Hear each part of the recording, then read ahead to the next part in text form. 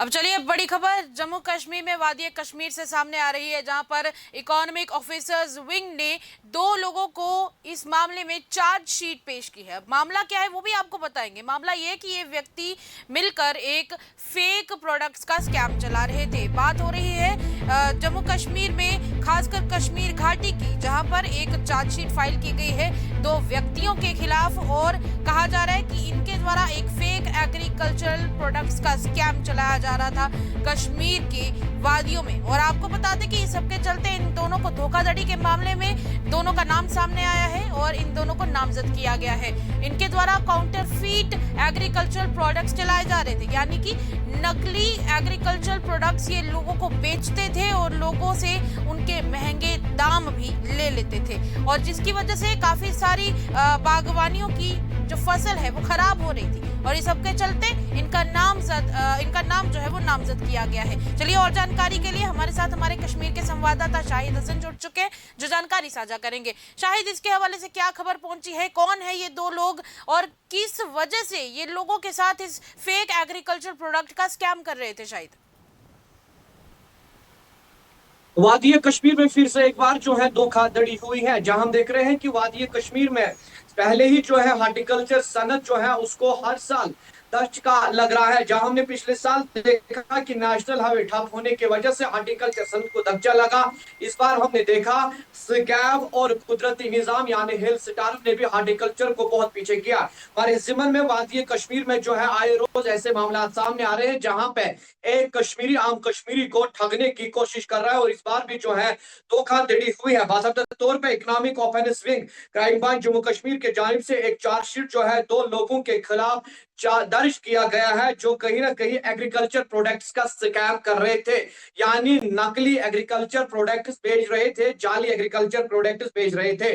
और आपको बता दूं कि बाकायदा तौर पे जो स्टेटमेंट आई है उस स्टेटमेंट के मुताबिक जो है सीजेएम सोपोर को जो है बाकायदा तौर पे ये केस जो है वो देख रहे थे, जिसमें बाकायदा तौर पे एफआईआर नंबर 332018 रजिस्टर्ड किया गया था under sections of 420 120 Ranbir panel code के तहत। जो सेक्शन 3/7 है वो इस पे लगाया गया था, और कहीं ना कहीं जो आपने स्टार्टिंग में ही कहा, इससे एग्रीकल्चर हॉर्टिकल्चर सनत को बहुत ज्यादा नुकसान वादी कश्मीर के अंदर हुआ है। जी, नाम के बारे में पता चला? कौन है ये, कहाँ के रहने वाले हैं? कोई जानकारी शाहिद?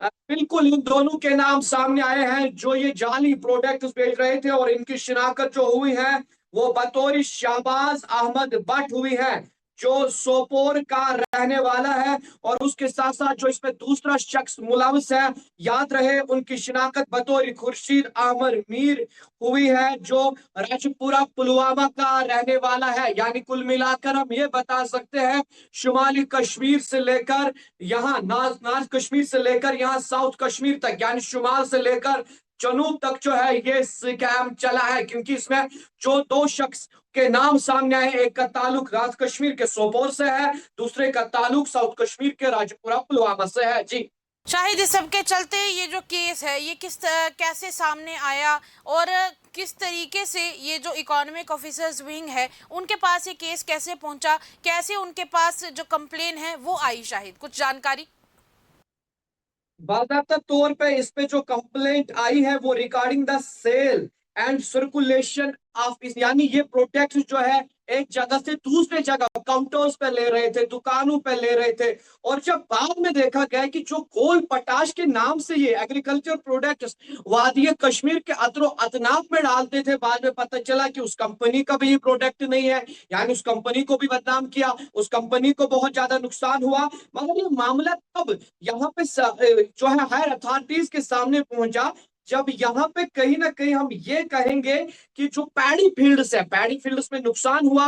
अगर अब कोई शख्स जो है, क्योंकि गोल पोटाश की जब हम बात करते हैं फर्टिलाइजर्स की, तो सेबू के लिए इस्तेमाल की जाती है, यानी सेबों को शाइनिंग रहनी चाहिए, अपने टाइम पे जो है सेब अच्छे होने चाहिए, उसके लिए इस्तेमाल किया जाता है। और जब लगातार सेब गिर रहे थे, पैडी जो है वो खराब हो रही थी, और जो ये मामला देखने को मिला और उसके बाद मालूम चला कि वादी कश्मीर में वादी कश्मीर के एक किसान के साथ, एक फार्मर के साथ धोखाधड़ी वादी कश्मीर के दो लोग कर रहे थे। जी, हालांकि इस सबके चलते अभी और क्या जानकारी आपके पास आई है कि अभी इनके साथ क्या किया जाएगा, क्या पूछताछ की जाएगी? अभी तो फिलहाल इन्हें नामजद किया गया है, क्या अरेस्ट होने की कोई जानकारी फिलहाल आई है शायद? क्योंकि अभी सिर्फ नामजद करने की बात है अभी।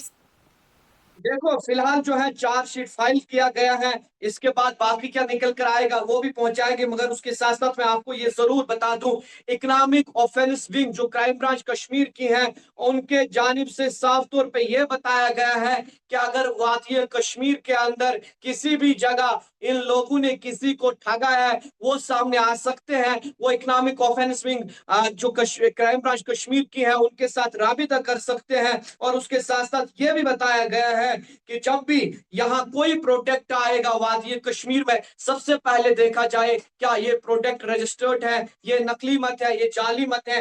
बार बार जो अवेयरनेस कैंप्स किए जाते हैं, बताया जा रहा है, आम लोगों को समझाया जा रहा है। और इस जिम्मन में यह भी बताया गया है कि अगर कोई भी और भी कोई शख्स इनका विक्टिम बना है, अगर किसी को बड़ा नुकसान हुआ है, तो वो इकोनॉमिक ऑफेंस विंग जो क्राइम ब्रांच कश्मीर का ब्रांच है, विंग है, वहां पे जा सकते हैं। दरवाजे खुले हैं और वो वहां पे अपनी कंप्लेंट डाल सकते हैं। जी चलिए, शुक्रिया शाहिद। शाहिद हमारे साथ जुड़े हुए थे और अभी तक जानकारी के हिसाब से इन दो व्यक्तियों को फिलहाल नामजद किया गया है। हो सकता है कि जल्द ही इन्हें ढूंढ कर पकड़ा भी जा सके। और इस सब के चलते एक बात तो साफ है कि इसकी वजह से जो जम्मू कश्मीर हॉर्टिकल्चर पे बहुत ज़्यादा डिपेंड है, और हॉर्टिकल्चर जम्मू कश्मीर का एक बहुत इम्पॉर्टेंट हिस्सा है, क्योंकि ये इकोनॉमी में भी एक बहुत बड़ा रोल प्ले करता है। हॉर्टिकल्चर हो चाहे एग्रीकल्चर हो, बात तो वही है।